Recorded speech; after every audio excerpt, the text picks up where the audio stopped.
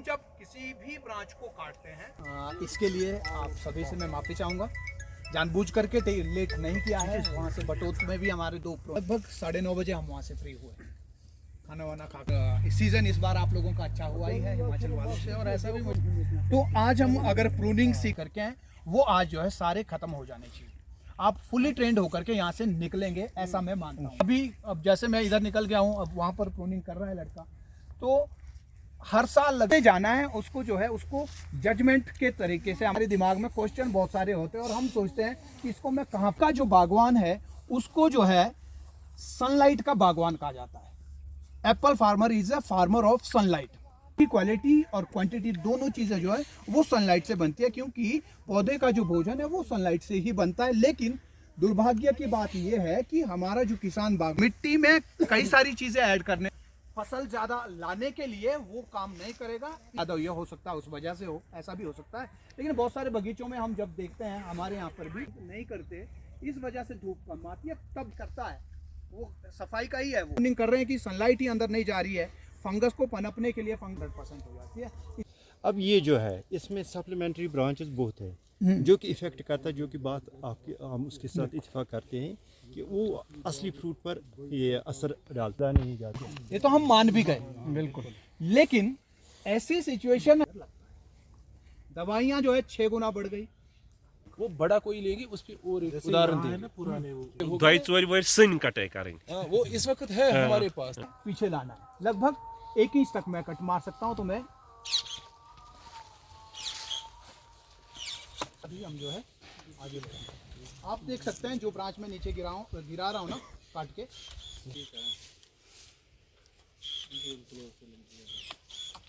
होगी तो पत्तों में वहां से प्रूनिंग करेंगे। यहाँ से निकलते हुए मेन ब्रांच पे आएंगे। मेन ब्रांच में हम जो है यहीं से ही इससे जो सेकेंडरी ब्रांचेस निकल रही है, जो क्योंकि जब बड़ा कुछ मटेरियल आपको दिखेगा उस मटेरियल पीछे यहाँ पर होना चाहिए बीमा। यहाँ पर फल की तरफ अगर उसको ले जाना चाहते हैं, शिफ्ट करना चाहते हैं, है ना, ये बहुत बड़ा है। मेरा नाम अली मोहम्मद है और मैं नवाबा गांधरबल में रहता हूँ। तो जो ये हमारा गांव है, इस वक्त जो आप हमारे पीछे जो चल रहा है, डेमोन्स्ट्रेशन चल रही है प्रूनिंग की, हॉर्टिकल्चर के लिहाज से बहुत मतलब आगे हैं और बहुत अहम इलाका है। यहाँ पे ये लोग आए हैं, हिमाचल से आए हैं। ये हमें जो लेटेस्ट जो साइंटिफिक तरीके हैं प्रूनिंग के, वो यहाँ पे उसकी डेमोन्स्ट्रेशन दे रहे हैं।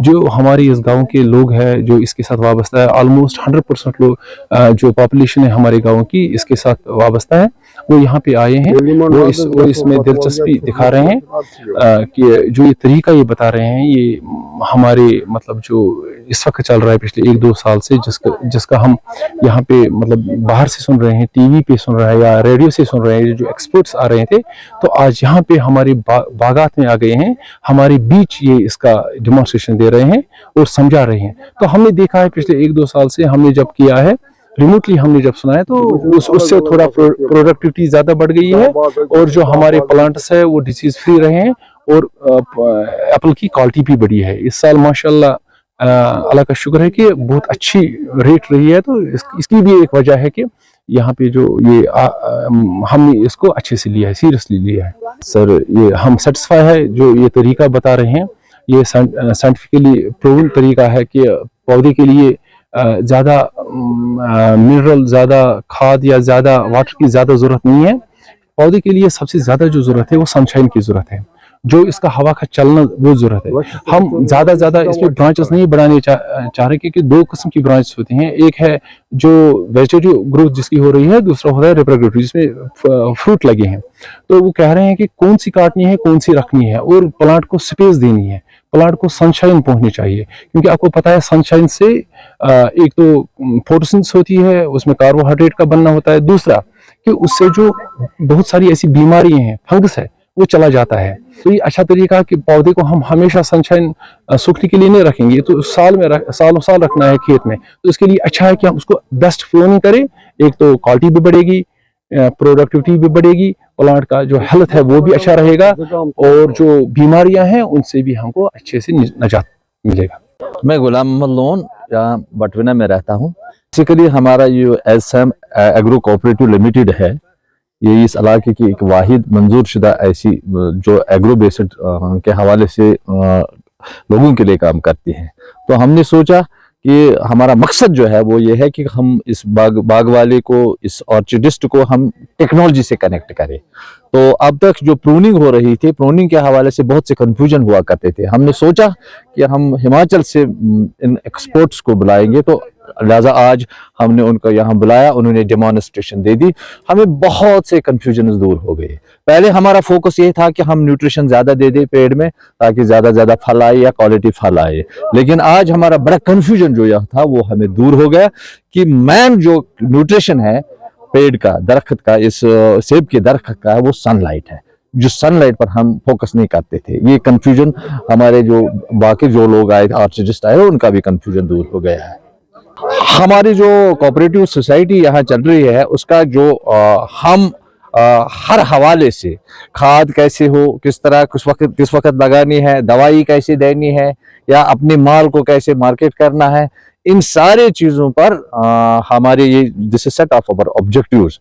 तो हमारा मकसद जो है वो इस ग्रोवर को है जो ऑर्चिडिस्ट है, क्योंकि ये जो हॉर्टिकल्चर है this is backbone of our prosperity. बहुत ज्यादा मतलब हम इमेजिन नहीं कर सकते थे। मैंने कहा ना कि सबसे बड़ा कंफ्यूजन जो हमारा था वो था कि हम न्यूट्रिशन से हम पौधे को दे रहे हैं खाद वगैरह, लेकिन आज हमारा कंफ्यूजन दूर हो गया कि असली जो न्यूट्रिशन है इस फलदार पेड़ का वो तो सनलाइट है और फ्री फ्लो ऑफ एयर जो है। मेरा नाम जीतू चौहान है। मैं हिमाचल प्रदेश का जो कैपिटल सिटी और डिस्ट्रिक्ट भी है शिमला में रहने वाला हूँ। कि अभी हम जो है पिछले कल ही अपने यहाँ से निकले हैं हिमाचल से कश्मीर के अंदर प्रूनिंग कैंप्स के लिए। कश्मीर के जो बागवान हैं उन लोगों को प्रूनिंग की ट्रेनिंग देने के लिए हम लोग निकले हैं। तो यहाँ पर गांदरबल में आरिफ मोहम्मद साहब ने ये प्रोग्राम, ये कार्यक्रम ऑर्गेनाइज किया है। इसके लिए उनको मैं बहुत बहुत बधाई देना चाहूँगा।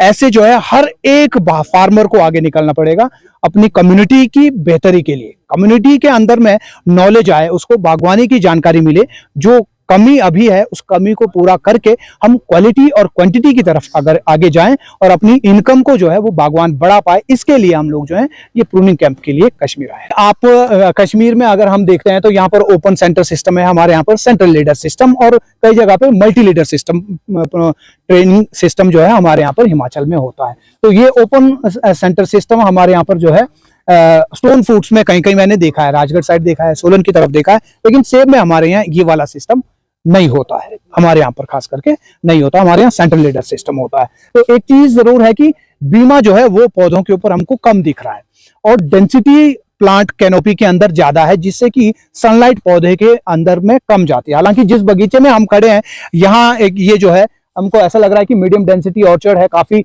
बीच में काफी खाली जगह है, खूब डिस्टेंस जो है पेड़ों के बीच में है, तो ऐसा है। लेकिन जैसे मैं पुलवामा की तरफ में गया था तो वहां बिल्कुल अंधेरे बगीचे हैं, दिन में अंदर जाने में जो है डर लग जाए इस तरह का। तो ये प्रूनिंग सिस्टम हमको सुधारना पड़ेगा, क्योंकि सेब का जो बागवान है उसको सनलाइट का बागवान माना जाता है। Apple farmer is the farmer of sunlight, not soil, not whether, not season, सिर्फ सनलाइट का है। तो सनलाइट को हमको जो है दोहन करना पड़ेगा, उसका यूज हमको करना आना चाहिए।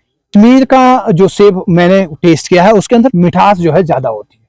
शिमला के अंदर का में अगर हम लो हाइट में जाएंगे वहां पर मिठास होगी, या फिर मिठास मिलेगी हमको हायर एलिवेशंस के अंदर का, किन्नौर का जो ऊपरी क्षेत्र है, जो ठंड मरुस्थल जिसको कहते हैं, जहाँ बहुत ज्यादा सनलाइट होती है। तो इससे ऐसा प्रतीत होगा कि शायद कश्मीर के अंदर में टेम्परेचर क्लाइमेट जो है वो सेब के लिए अच्छा है। और सबसे बड़ी बात यह है कि मिट्टी यहाँ की बहुत उपजाऊ है, पंजाब की तरह उपजाऊ मिट्टी है। वैली के चारों तरफ से उपजाऊ मिट्टी वो इस फ्लैट लैंड में आकर के इकट्ठा होती है, बाहर नहीं जाती है। हमारी मिट्टी जाकर के पंजाब में इकट्ठी हो जाती है, यूपी में इकट्ठा हो जाती है। तो आपके पास उपजाऊ जमीनें हैं, बढ़िया क्लाइमेट है, बस कमी एक है कि जानकारी का अभाव बागवानों के अंदर में है। सीरियसली बागवानी को करने की जरूरत है, प्रोफेशनली बागवानी को करने की जरूरत है, नॉलेज के साथ आगे बढ़ने की जरूरत है। खूब पैसा जो है कश्मीर का बागवान बना सकता है। कश्मीर के अंदर दो चीजें अभी जो ज्यादा परेशान कर रही है, एक फंगल डिजीज है और दूसरा लीफ माइनर, जो हम पिछले लगभग साल 2 साल से देख रहे हैं। और ये दोनों चीजें जो है यहाँ के सेब बागवान को परेशान करती है। तो फंगल डिजीजेस को कंट्रोल करने के लिए अगेन फिर वही, क्योंकि प्रूनिंग जो है वो महत्वपूर्ण इंपॉर्टेंट कंपोनेंट सेब बागवानी के अंदर है। प्रूनिंग अगर हमने सही कर दिया तो फिर बाकी की चीजें हमारी धीरे धीरे सही होती जाती है। देखिए बाकी और कोई डिजीज मुझे यहाँ पर नहीं दिखा है, कैंकर मुझे ज्यादा नहीं दिखा है अभी तक कम से कम, और रूट रॉट भी मुझे यहाँ पर ज्यादा नहीं दिखा है। ऐसा लग रहा है कि बगीचे यहाँ पर जो है एकदम ओके हैं। नए बगीचे भी लग रहे हैं मुझे, पुराने बगीचे नहीं दिख रहे हैं। जैसे हम हिमाचल के अंदर देखते हैं तो पुराने बगीचे बहुत ज्यादा है, तो यहाँ पर यंग प्लांट है जिससे कि अच्छी क्वालिटी ली जा सकती है, और फ्लैट लैंड्स है, ऑटोमेशन मैकेनाइजेशन अच्छे से की जा सकती है, यानी इनपुट कॉस्ट को बड़ा कम कश्मीर के लोग कर सकते हैं। और यूरोप और वेस्टर्न कंट्रीज को अगर जानकारी अच्छी होती है तो उनको बड़ी इजीली टक्कर दे सकते हैं कश्मीर के बागवान।